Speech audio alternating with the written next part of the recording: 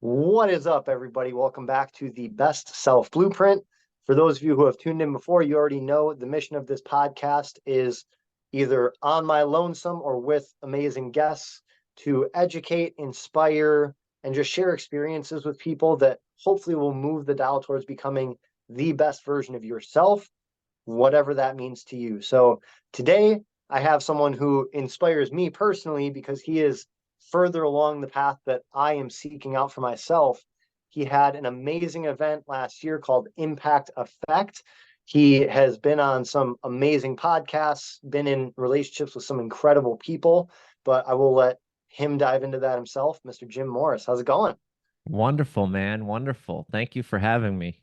Yeah, you I'm bet. excited, man. I'm excited to get on this podcast today. It's definitely the highlight of my week. So I'm ready to chop it up and go wherever we need to go to help people become their best self.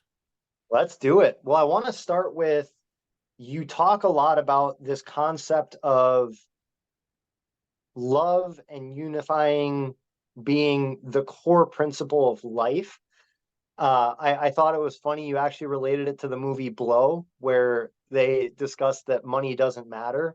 So I want, like, if you would just start right off the bat by talking about why do you believe that that is the core matter of life, and what in your life brought you to that concept? Totally. So I think the unifying bond of love in the world is how we uniquely connect, right? We show sympathy, compassion, we care for people, we want people to genuinely win, and we want people to have a good life, right? And if you're not someone who seeks that in others, that's okay, but you'll hopefully get to that point where you do. And, when you're in business, when you're an entrepreneur, whether you're working for a corporate company, C-suite, entry level, it doesn't necessarily matter, but we join society or we're programmed in society to go after the dollar, to hustle, to do what's necessary to make more money than everybody and live this amazing life. And I'm 34 years old. About a year and a half ago, I realized that money was a constraint for me. It had a control over me. And what I realized in that moment was all my unhappiness was related to me obsessing over small little green pieces of paper, right? And I made that change, and I made that change for myself, for my family, for my kids. And it's been the best thing I could have done. And through that process, what I realized was I'm the happiest when I'm helping others. And I believe that entrepreneurs are the change makers of the world. And, I'm not going to go into politics or anything, but look where we're at as we go into and navigate 2024, and look what all these entrepreneurs and business owners have done to enhance our society, make it better, provide opportunity, different projects, speed up the process for others, accessibility. So through that process, what I realized was I didn't have a great definition of success. I didn't have a great definition of what was important to me.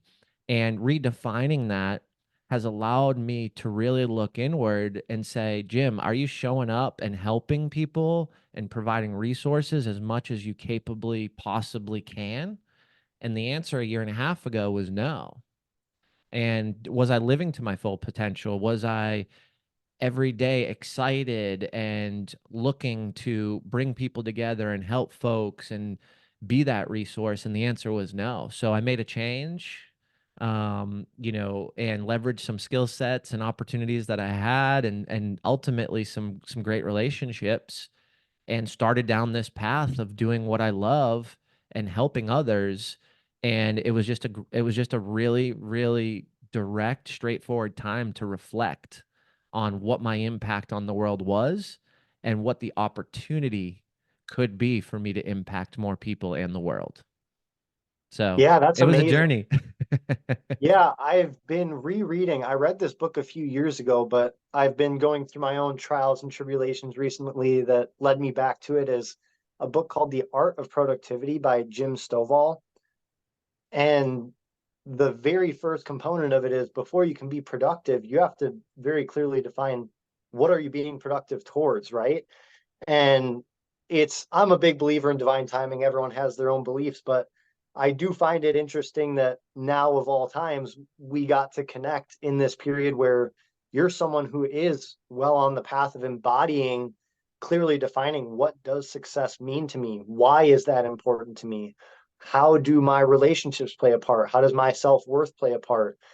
And that's the process I'm almost just uprooting all of the weeds and planting all of the new flowers in, is reclarifying what really does success look like, who in my life and what actions am I doing in my life propel me towards that, which things stagnate me and which things actually pull me further away.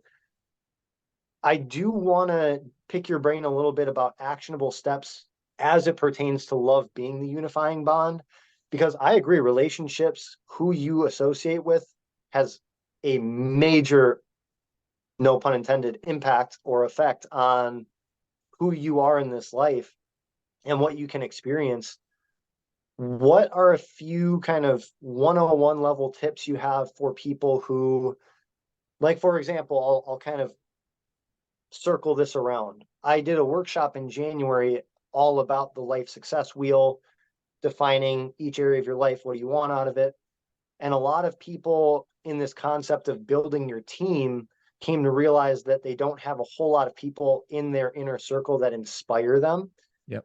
What advice do you have for people just to base level build their team of inspiring people?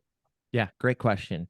Um, Real quick, first, before I jump into answering that, I just want to acknowledge two things. One, your level of honesty is and vulnerability is extremely high.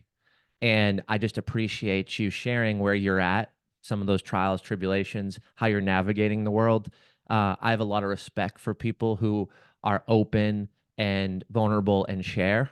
So, one, I just wanted to recognize that. Two, I wanted to congratulate you and let you know that I see you, man. Like you're doing it, you're doing the work, and you're doing this to show up for not only you, but others as well.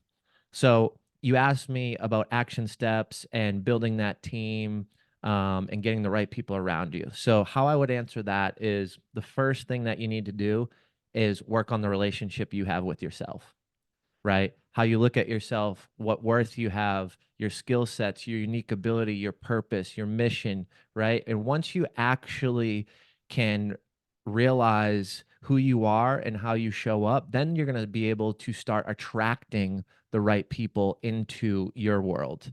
And when you dive deep, you start to reflect and realize some of the things that you may be doing on a day to day basis that aren't helping the cause and that are attracting those people in your life right now that aren't necessarily the right people for you to grow, for you to enhance, and for you to navigate at a continual pace of productivity in your own life. So, working on the relationship with yourself, having true honesty, and having real reflection is extremely important. And now, working on those relationships of attracting the right people into your world is kind of that second step.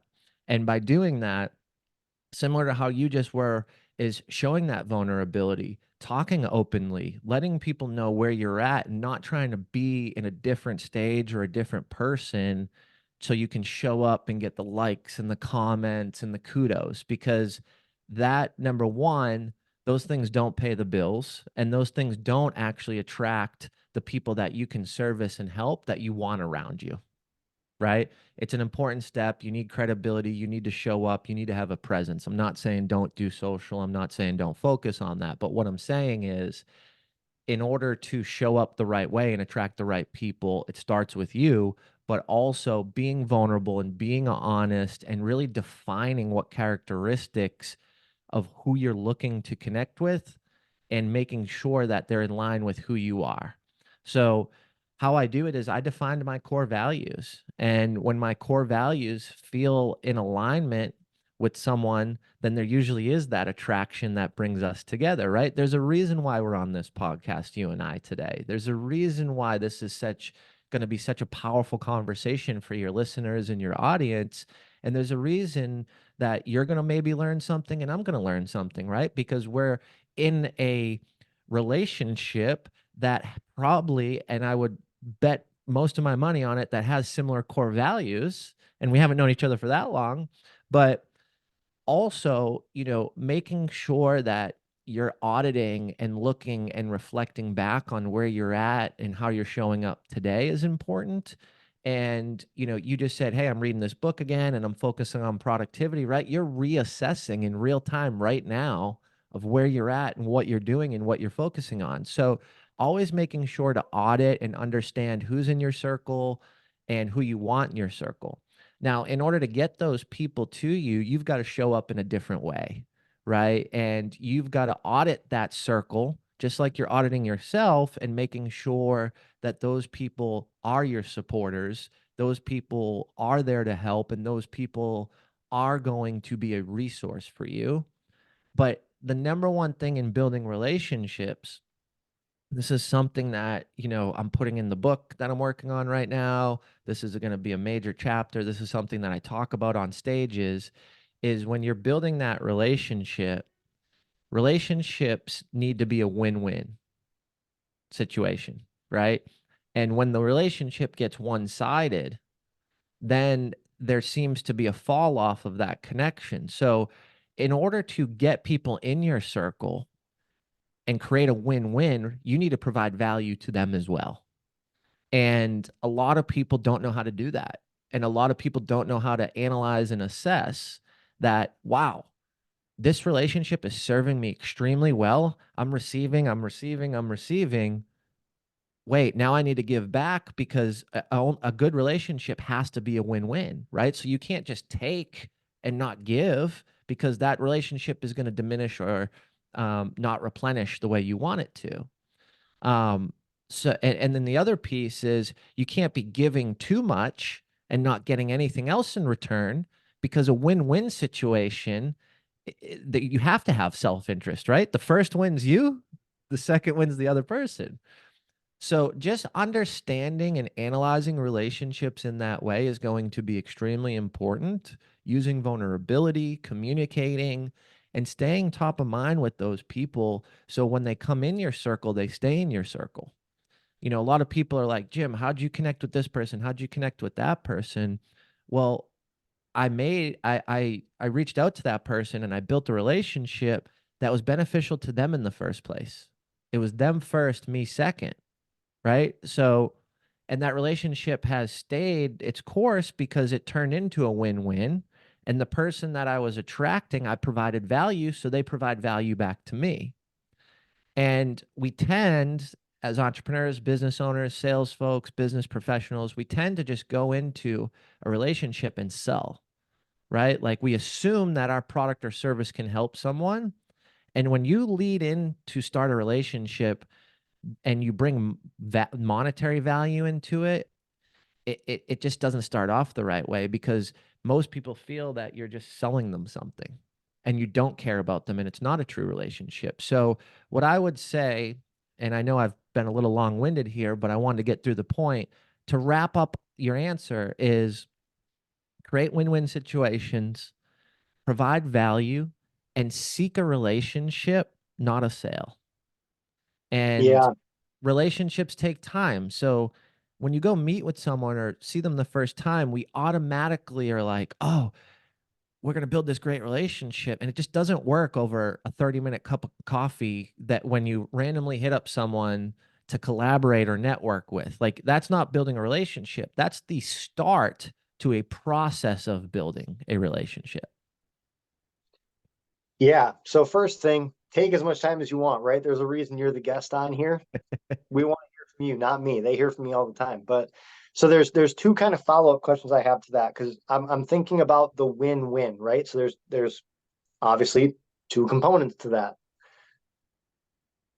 On the side of oneself, what are a few of the easiest tips that you have for someone to do to make sure that they're consistently adding value? So for me, a habit that I've been starting to get way more consistent with is just every morning when I head to the gym, I'm warming up on the treadmill, I just pull up my phone and my list of contacts, and I go through and I look at, okay, who's someone that I haven't checked in on in a while, and I just shoot them a text and say, hey, wanted to check in, hope everything's going well. That would kind of be one of my very easy ways to just win, is show up.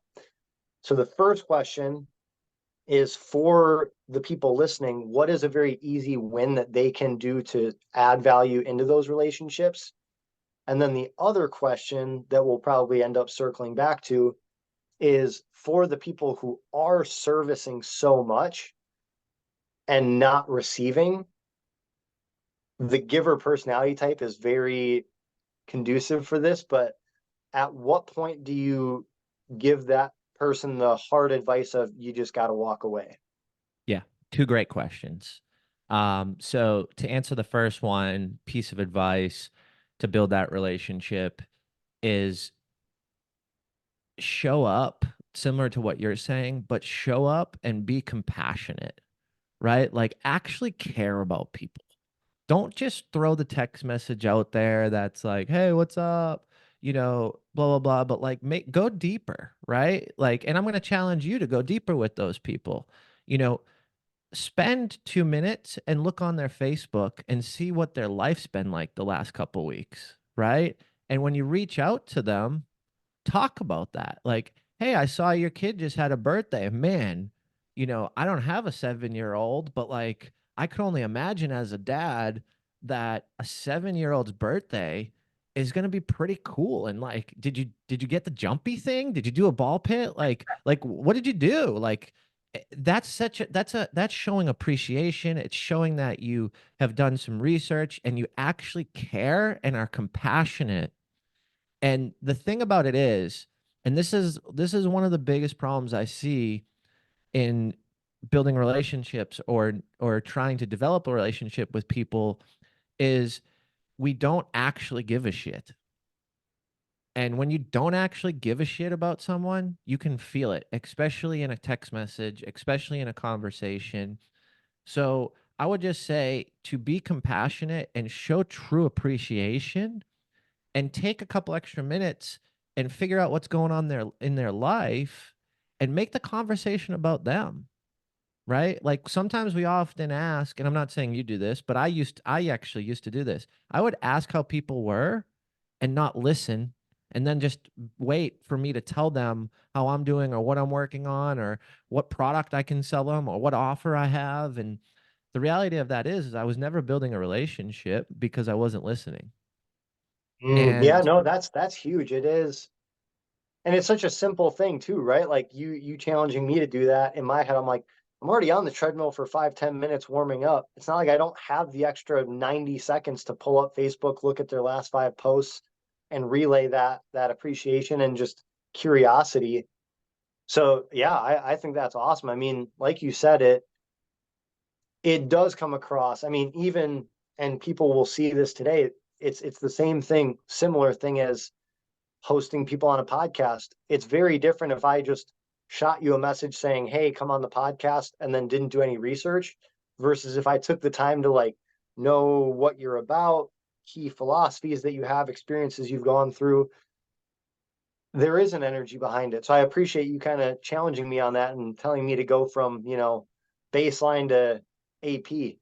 people want to feel important. And by you doing a little research and talking about something that's valuable to them because they posted about it, it's obviously valuable to them. They have an opinion, they want to share it. What you're doing is you're showing that that person and what their life is and how it's going is important to you, right? And people want to feel that that's important. So if you can navigate that and you can do it in a true, honest, real way, show compassion, be sincere, which you are. That's your personality, right? Like that's who you are at your core. So let's not complicate it. Let's just maybe add a couple minutes to your process and show up who you truly are, but in a way that presents who you truly are, you know? Yeah, that's Um, amazing. Yeah. And it's like you said, it's such a simple thing, right? Like show up. yep. Just show up. That's it. And do it consistently. And then so on the flip side, and this is one that I think a lot of people will resonate with, is especially people in kind of the self-development space, people who are trying to level up. It's very easy to experience that crabs in a bucket analogy where they're trying to climb out and there are a lot of people kind of trying to tug at their legs and pull them back down. What is your advice at what point do you tell them? I mean, is it start by setting some boundaries and see how that goes? Is it do that energy audit and then based off of that have the necessary conversations? I did hear you talk about in one of your interviews where you said it's kind of like the Tupac quote, I want everybody to eat, just not at my table, where you were talking about, look, I'm the main character in my story. I know I'm going this way. If that sounds good to you, come with me. If it doesn't, I wish you the best where you're going, but you know where I'll be. Is Yeah. that kind of your system for people? Yeah. So I think it's really important to create categories of people in your life, right? So who's your intimate friends, like your spouse, maybe people that you've known for a while, people that you trust, people that you can really tell your secrets and what you're going through and be very honest and direct and real, right? That's a small group. The second group is people who are in your life, may support you, but don't necessarily show up as much, right? We may call them acquaintances or business relationships, right? Like it's good. It's just not at that first level, right? Then it's everybody else. And by you defining those buckets and putting those people in that bucket allows you to audit the relationship, right? And the middle tier is okay. Like that's fine. That's not bad. But when someone in that third tier starts trying to push up into the second and you have your boundaries up, it's okay to let that person fall off. And the goal is the middle tier is how do you get the middle tier more up into the top tier? Right? So I think by analyzing what bucket they're in allows you to have those boundaries. For people down here that aren't an acquaintance, don't really care about me, just want to sell me products, it's all about them. They never check in. Um, I had someone just hit me up who, and I look back in the text messages, they haven't responded to like 6 text messages of mine and they're asking me for something. They didn't ask me how I was. They didn't ask me how my family is doing, how life is, how's business. They just needed something, right? That person is at the low bucket. They don't get a response. And that was hard for me for a while because I don't want to be that person that ignores people, but the reality of it is they're not in my life. They're never going to be in my life. So I don't owe them anything. And there isn't this feeling of like I'm a jerk or I'm an asshole or I'm being egotistical. It's just, dude, I control my own life and what they are seeking a benefit for them only. And it's not a win-win. Right. And I don't want relationships where both people aren't growing, winning, prospering. Like I'm just not in the game for those type of relationships. So it took me a while to not respond to those people, not let them in. And what helped was they're on the low tier. I only had the top tier and everybody else, right? Like so I thought they were in the middle, but the reality of it is we're never going to do business together. We're never going to hang out together. They're never going to ask me how I am, how my family is, and they actually probably don't want me to win or they could care less if I win or lose, right? So why do I care about them and why do I feel compelled to keep them around? All it actually is doing is stealing time away from me. And this is what really hit home when I realized this. What they're doing is they're just taking time from me that actually doesn't allow me to spend that time with those other 2 top tiers, right? So I want to show up for the people in the 2 top tiers, but showing up for the people in the low tier actually takes time away from me showing up for the people in the 2 top tiers. And when I realized that it's not about me, it's about those other people in the 2 top tiers and how I can show up for them and how can be beneficial to their life, then I realized, wow, I'm letting someone not rob from me, but rob for how I show up for others that are in those 2 top tiers. That's an amazing reframe. I have never thought about it like that before. Because it is true, even on the introspective side of thinking about yourself, you have to make sure that you're protecting your energy. But yeah, I didn't even think about the trickle effect of how that impacts the other people you're trying to show up for. That's a good little tip right there. I hope everyone caught that. And If for you me, didn't, just rewind a few minutes and then catch back up. But and for me, it was hard for me to make that transition without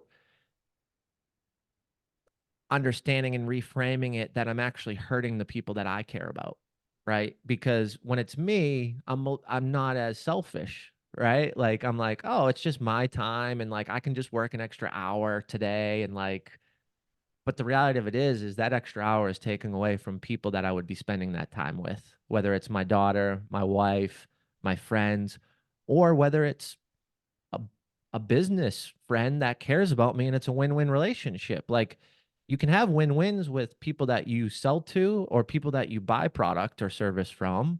Um, as long as it's a win-win, right? Like as long as you're auditing and making sure that that relationship is beneficial to not only you, but the other person as well. yeah, so I'm gonna branch off a little bit because I've heard you say the words dad and daughter a few times.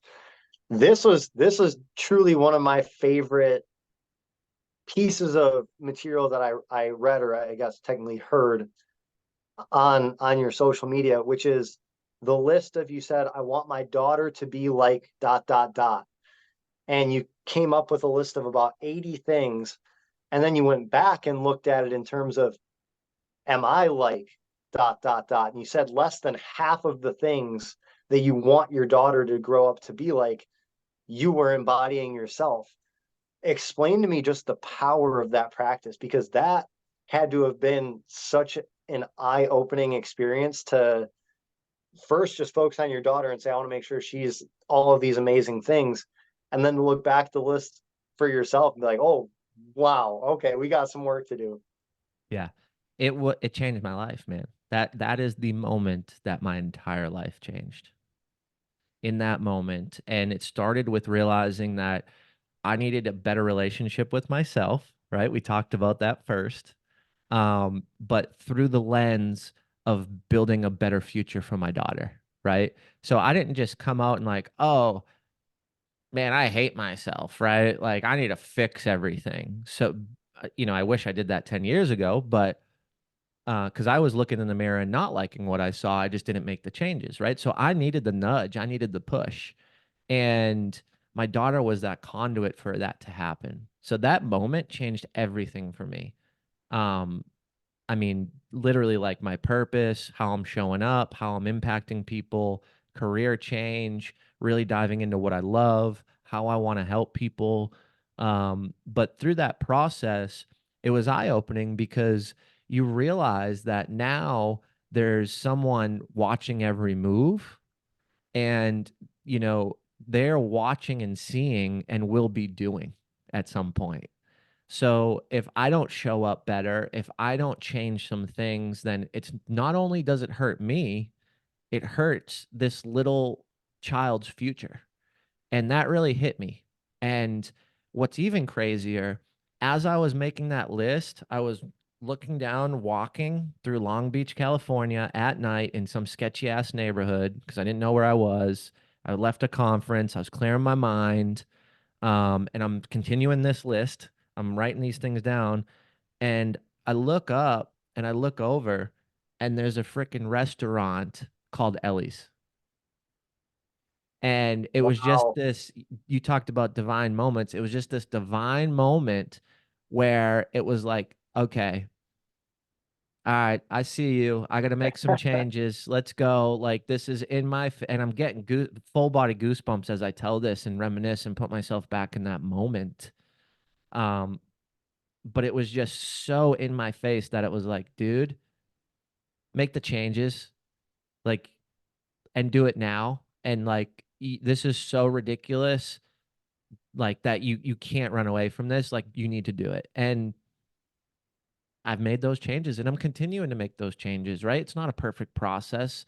I make mistakes. Perfection is not real. But I always bring myself back to that moment and start and reflect and continue to audit who I am and how I show up. And, you know, more recently, I've done an audit and didn't like what I saw, right? And didn't like how I was acting and had to make some of those changes. So my goal in sharing that and being vulnerable is like, no one's perfect. There's always, skeletons in the closet, and there's things that we want to do and change, but we may be scared or timid. And the reality of it is you just got to get through that. Like the only way out is through, right? And you got to make those changes and you got to spend the time on it because it doesn't go away. It just comes back and it keeps popping up. So if you're thinking about making some changes, if you're thinking about, man, I don't really like how I show up. I don't like what I see in the mirror when I brush my teeth every morning. Just go at it and start small. Small wins. You don't have to change everything. I went a little crazy. I'm not gonna lie. Like I quit drinking, I quit smoking nicotine, started working out, changed up all my supplements, cut out people immediately out of my life. Like I went hard. And I'm not saying that's the right way.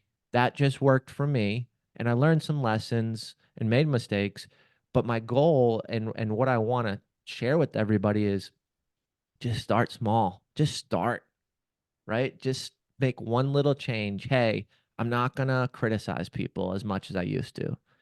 Hey, instead of having 10 drinks a week, I'm going to have 5. Like, you don't need to go all out, but just start in a positive way because progression is going to enhance and compound over time.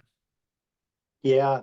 Well, and I also think too, just such an important piece of what both of us do is making sure that people are aware that, like you said, there is no one out there who is perfect in these things. Everybody falls short, everybody slips up.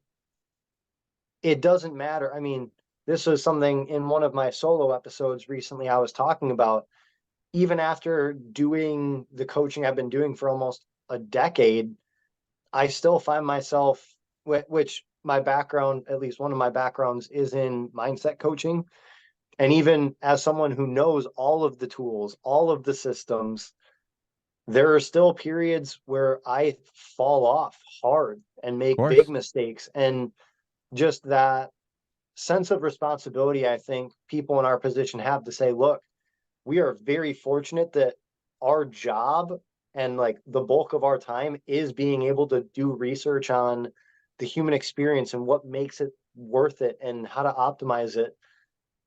But even professional do-gooders still are not going to fall into that bucket of perfection. And so just kind of letting that feeling go of, oh, why am I always slipping up and all these other people seem to have it figured out? I don't think anyone's cracked the code on perfection, nor do I think anyone will. So yeah, I appreciate you opening up with that. I would also say if someone is saying that they never fall off, someone is saying that they're perfect, you need to run as far away as you can because they're lying. They're lying, right? And we don't want to be around liars. We want to be around truth seekers and truth tellers, you know? Absolutely. Um, but that's a red flag. And I think people don't realize that. They're like, oh, I want to be this person and they've got this many followers and they're crushing it and they're doing all this stuff. And I admire that because you want to seek the good and you want to be better. But when you get in a relationship with that person and they never share or tell and they act like everything's perfect and great, like that's a red flag. Hmm. Like I want to be around the people who are honest. I want to be around the people that navigate their struggles and share those with me so I can maybe not make them, or when I do make them, reflect and realize what that person's learned and help me get through it faster. Yeah. And also just with the social media front too, there is such a fine line between inspiration and envy, right? There are plenty of people in business, in fitness, in finance, relationships, all these areas that I follow, and I'm inspired by them. It's very easy to fall in the trap of wanting what they have and being envious of the person instead of inspired by the thing, Yep. inspired by how far they've come. And so when we're talking about doing, and this is kind of backtracking to the very first thing you talked about, which is if you want to strengthen relationships, the first one you're going to work on is yourself. And having this understanding around what social media can do, what comparing yourself to others can do, there's a lot of utility in it. There's a lot of inspiration and education that can come from it, but it's not a far shuffle over to that envious side. Totally, totally. I couldn't agree more. Couldn't agree more. I mean, at the end of the day, um, you want to be in a position to share what helps others, not boast and brag about yourself, right? And I've made that mistake. Don't, I'm not perfect, right? We just talked about that. But I think you need to look at it from a lens of, is your content helping people, or is your content telling people how great you are? And I think that's the biggest mistake I see online. Like, don't get me wrong. I used to be the person who would post the photos of the shoot and me walking through doorways opening, and like, dude, that's not beneficial to anybody. Like, and I'm copying people who already have a massive personal brand and have done the work and have helped so many people. That's why people are attracted to them. But like, that doesn't work, and if it's something where you're like, you know what, that's a badass photo of me, I'm gonna post it. Just know that you're posting it because it makes you feel good, not the Mm-hmm. people watching it. Yeah. Right. And that's Yeah. okay too. That's fine too. Use social for what you need it for. I'm not saying don't post great pictures of you, but when you do, realize that it's helping you. And that's fine, you know? Yeah, and that's a whole other can of worms we could get into, but it is interesting just that split between maybe that is what you need, right? Maybe whether it's your business or your personal life where you just need that confidence boost, get that clean cut shot of you strutting your stuff, post it, see those likes pop off or whatever you need just to kind of get that first bit. But once it becomes a reliance, that's where it's like, all right, let's reevaluate here. Totally. The last kind of gear shift I want to make, because I know you're looking to keep going with your many things you have going on today, but just talk to me about impact effect, because this to me is going to be really important for people. Is you quite literally went all in on a dream. And I think there, and I'm guilty of this as well. And I'm sure even at points in your journey, you're guilty of this. People saying they went all in and they definitely didn't actually go all in. You actually went all in, and like with investment, with time, with energy. How does it feel to really just give your all to a dream and feel the amazing impact that that dream has on you, on your family, on others? Yeah. No, great question. Impact Effect started out being about me. And the most humbling and best part through that process was realizing that it's not about me and I'm not doing this for me. Now, of course, like we talked about, there's win-win situations in relationships, and a lot of those relationships that were built are win-wins, and I have benefited. But when I made the shift that I'm doing this for others and I'm helping others, it put me in a position to say, Jim, if you're going to do this for others, how can you not go all in? How can you Mm, not show up 100%? Right? Because that's contradicting. So when I made that mind shift into, man, this was never about me. Like, and what truly matters to me is other success, and I want to be a conduit of that, and I want to be a shield to people so they make the right decision rather than going to something that won't help them, won't support them. So for me, I had to go all in. It was an absolute must for me to live in my well-being of who I am and what I'm doing and how I want to show up. It was scary. I learned a lot of lessons. I made a ton of mistakes. Um, I ruined some good relationships. I leaned too much on some great relationships that didn't suffice or didn't come through for me. And it was just a great learning experience. it allowed me to bring a ton of people together. It allowed me to navigate some new relationships, put myself in a different realm, a different world, different proximity. And I'm still learning and growing, we just launched the digital community the other week. It's free.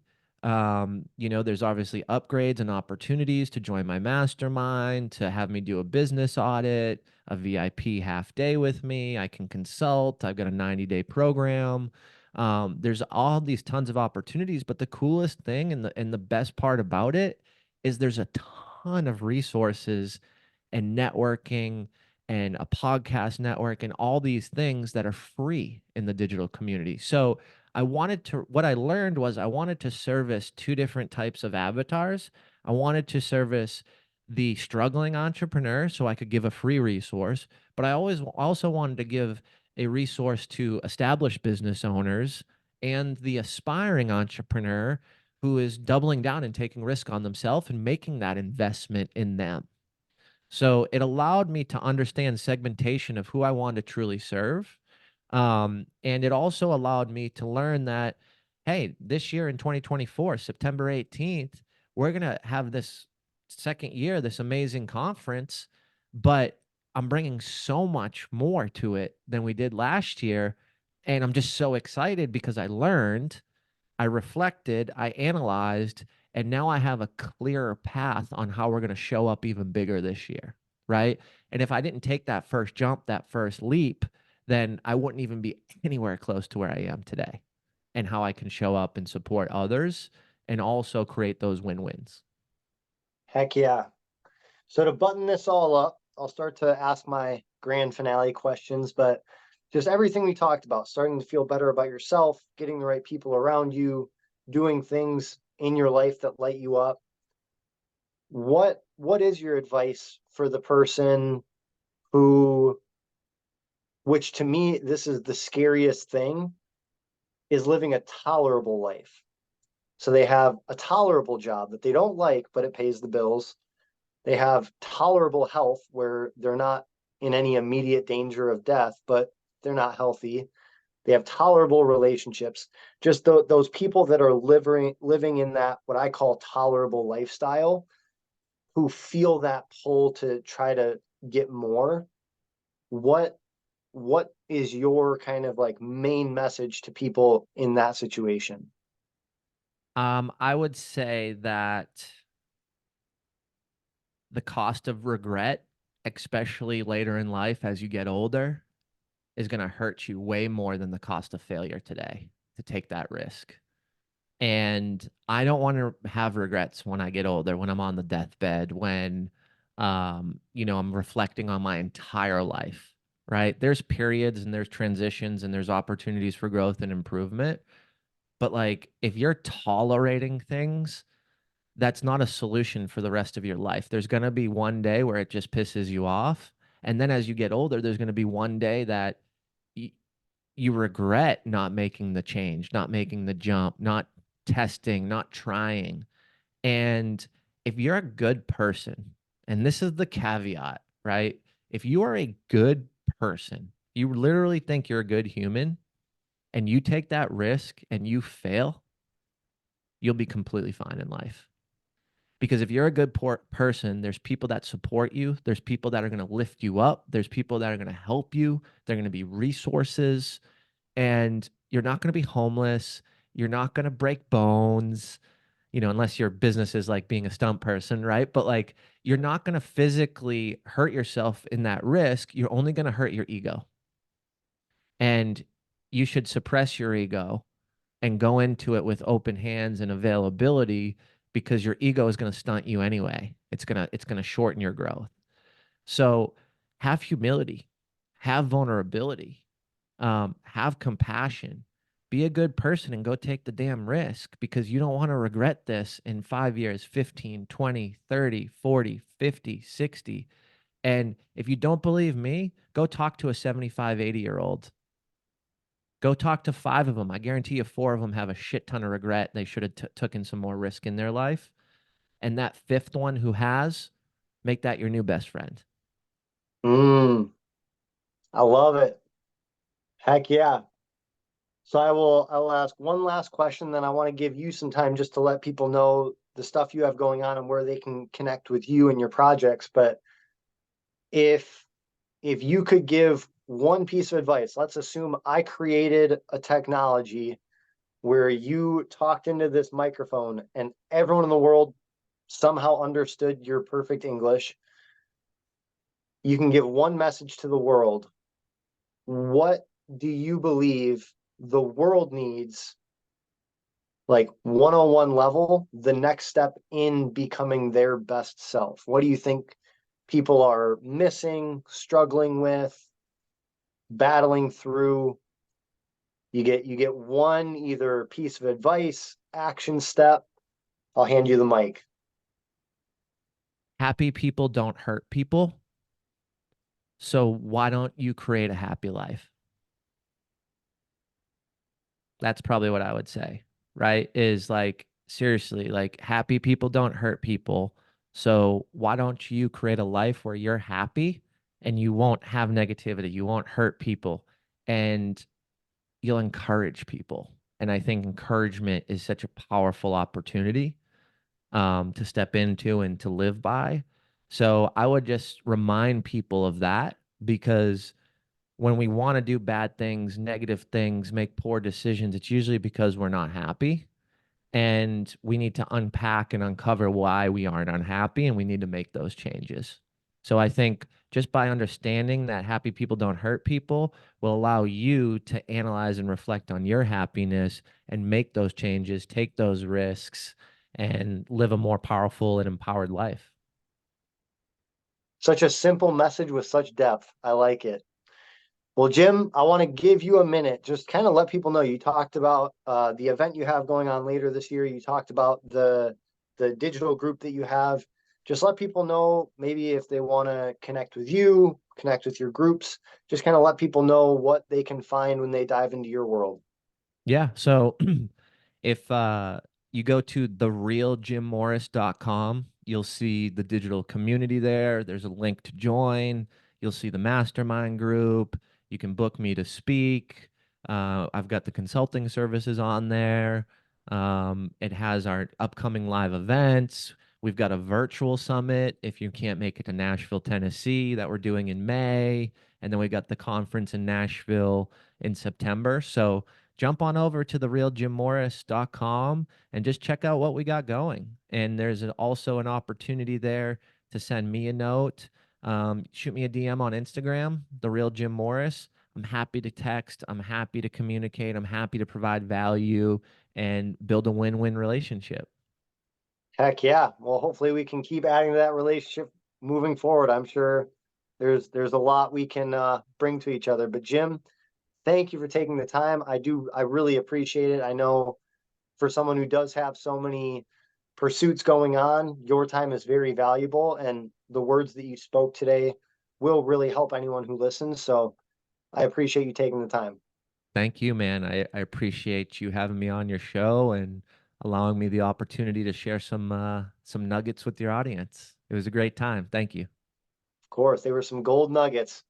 For everybody who is listening right now, especially if you make it all the way through, thank you so much. I always hold such respect for people who listen to people like us who just are very fortunate to have the time and space to figure out some of life's bigger answers and convey the things that we've learned as truth, convey the things we've fallen on our face trying to discover as truth, and just turn those messes into messages. But thank you so much. As always, the YouTube spiel. If you got value from this video, click the like button. As always, if you have questions, comments, agreements, disagreements, there's a reason there's a comment box. Go ahead and throw that stuff in there. I'll put all of the best self upcoming events and info in the description along with Jim's website. And then if there's someone in your life you know could benefit from viewing this, that's why there's a share button. But thank you everybody for tuning in. Thank you again, Jim, for hopping on. And we will catch you all next time. Peace.